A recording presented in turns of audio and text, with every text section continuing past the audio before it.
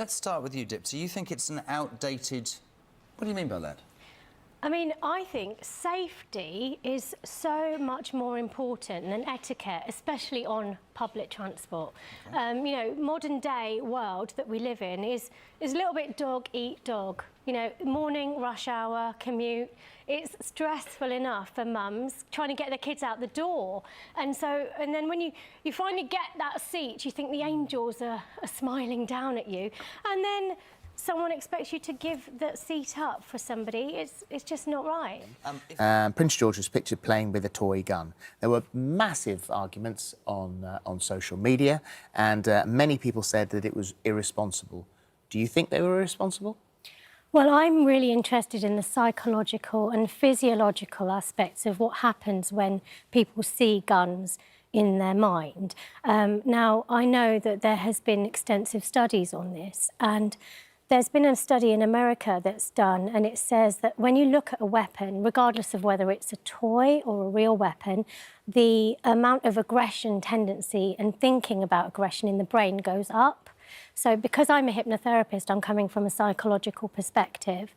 They've also done that study, taking it further, and then putting two groups of children in a circumstance where one camp were given toy weapons to play with and another camp were given other toys to play with. And they noticed that in the camp of the toy weapon group, that the antisocial behaviour had massively increased. OK, then. And what's your view on this? So I believe in educating. You know, the world we're living in is a digital age. We can't escape from it. We're kind of bombarded with digital media all over the place. Yeah. Social media is one of those places. So my view is, especially because I'm a hypnotherapist, I understand how the brain works. I wanted my children from a very early age to learn resilience and to learn strategies on how to cope with this amount of digital information that's being thrown at them. So social media is one of those places that I can easily teach that message to. So that's why I'm really, really of the opinion that, you know, I can't mollycoddle them, I can't hide it from them. Eventually they will, you know, get it somewhere and somehow. So how can I teach them and educate them to be resilient and to be aware of the dangers? I guess you're saying this is about educating. Definitely. And how do you do that? You just sit them down and... So, well, actually, it will come up with the fact that they're allowed on it. Yeah. Encourages them to ask me questions, and it encourages them to open that conversation. And because we have a very open relationship, we are able to have those dinner table conversations, and that, to me, is educating in the home, as well as using the examples. I totally, in that way. you know, get that side of it. You know, educating kids to be safe online as well. They would have a lot of memories, stuff about their lives, and then, you know, they know that they're going to pass, and the person left behind can then have what they feel like is a conversation and a connection with them. What do you think is wrong with that? Yeah, when I saw this technology, well, my first reaction was, I'm actually terrified. Really? And my second reaction was about the ethics of it. So why terrified? Well, because I've worked with grieving clients for about 20 years now, so I see them at their very lowest. These are emotionally vulnerable people. And these people are so delicate and, you know, so desperate, really. And so what we want to do with grieving patients and clients is to help them move into acceptance. And this is blurring the boundaries between reality and deep fake. Well, it's doing the opposite, actually, isn't it, if you think about it? Because the grief process, the human grieving process, is our way of processing the absence of the person that's died and coming to terms with it, as you say. And in other words, saying goodbye to them. Yeah. This system allows you to perpetually say hello to them. Yes, but you can't lie next to them in bed. You can't go out to dinner with them.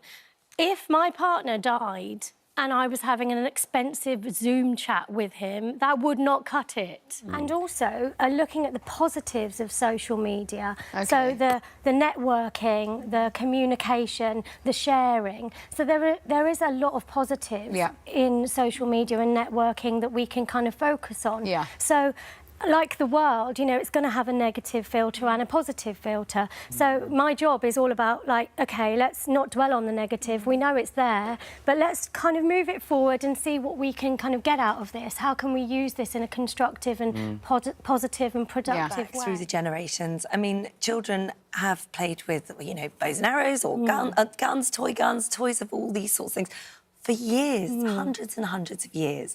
And not all of those children have grown up to have violent tendencies. Yeah, no, I'm certainly not saying that, you know, just because you pick up a toy is going to mean that you're going to become a mass shooter when you grow up. Well, I hope not, because I did. I had a potato gun, I had a pea shooter, I had all sorts of stuff when I was there. But with the idea of imagination and role play, that's completely different. So when you're, you know, picking up a stick and pretending it's a gun, you're using your imagination. But if you're giving a toy a realistic weapon, that's really what I'm anti here, is the realistic aspect. So would you ban them?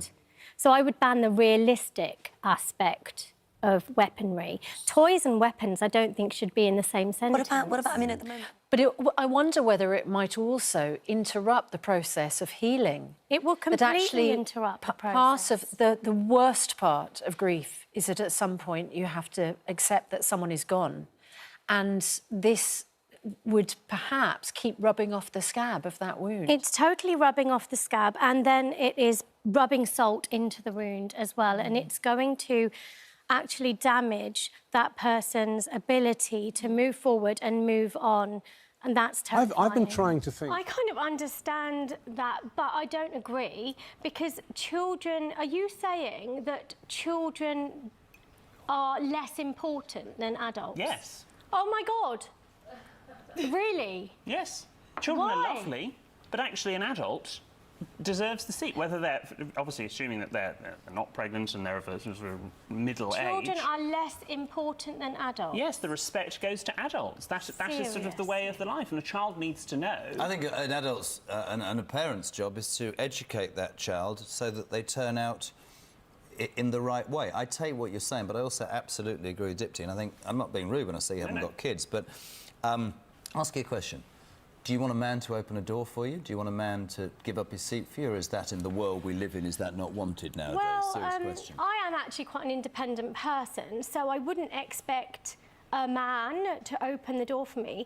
But because the way I navigate my way through the world, if I was opening a door, I would check behind me to see if there was Decent anybody behind Absolutely. me. You open the door because they're a human being, regardless of their gender or their age. You open the door, you hold open a door because do you someone think... else is coming Sorry, through the Kate, door. go on. Sorry. No, it's only because you, Dipti, you was very shocked when William said that adults are more important than children. There's a lot of people who feel that your shock and the fact that children are important adults is what has given us a lot of kind of entitled kids who think they can run the world. I'm not saying that I think that, but people do feel like the kids think they can have everything, they need to have a phone just like adults, they need to have stuff, and they kind of expect that things should be given to them. Do you worry that your sort of shock means that you've bought into that? Well, I've got two teenage sons who, you know, I've brought up to understand that they matter. They are comfortable in their own skin. But so does their mother. And so do I. Yeah, so we actually it's a have mutual a very respect. justice. Like, you know, we're into equality and justice and fairness. There has to be balance there, doesn't there? I think a parent does have to teach kids, you know, how to behave. But and they need independence. It's a balance, isn't it? I do agree that if you do ban something, the desire does increase. I do understand that concept in the brain as well. But, you know, I would say that it's just to be aware of the psychological impact. So as parents, I would personally choose to do something different with my children, but I'm not judging other parents, for example, but I just know that I wouldn't have given my children, and I didn't give them my any weapons to play with.